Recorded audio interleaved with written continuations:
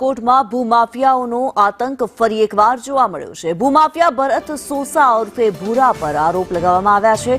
યુવકને ધમકાવી ખોટા કામ કરાવતા હોવાનો આરોપ લગાવાયો છે। યુવકે કમિશનર કચેરીમાં આપઘાતનો પ્રયાસ કર્યો હતો।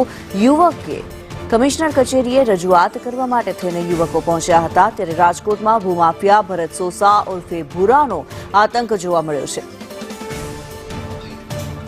મયુર સોની વધુ વિગતો સાથે જોડાયેલા છે। મયુર, રાજકોટમાં ભૂમાફિયા ભરત સોસાનો આતંક જોવા મળ્યો છે, શું છે માહિતી, શું અપડેટ?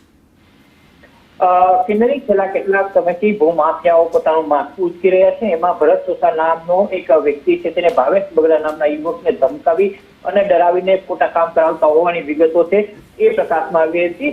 2 દિવસ પહેલા આ અંગે અરજી પણ થઈ હતી અને ગઈકાલે મોડી રાતના ભાવેશ બગડાએ પોલીસ કમિશનર કચેરીએ ઝેરી દવા આપી આપઘાતનો પ્રયાસ પણ કર્યો હતો।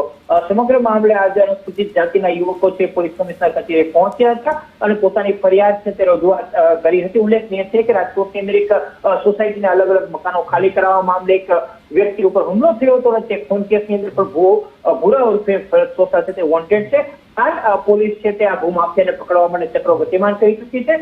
મહત્વની વાત એ છે કે ભૂરા ઉર્ફે ભરત સોસા છે તેની સામે તેની જ્ઞાતિના યુવકો છે એ ફરિયાદી બન્યા છે। જી ધન્યવાદ મયુર આ માહિતી માટે।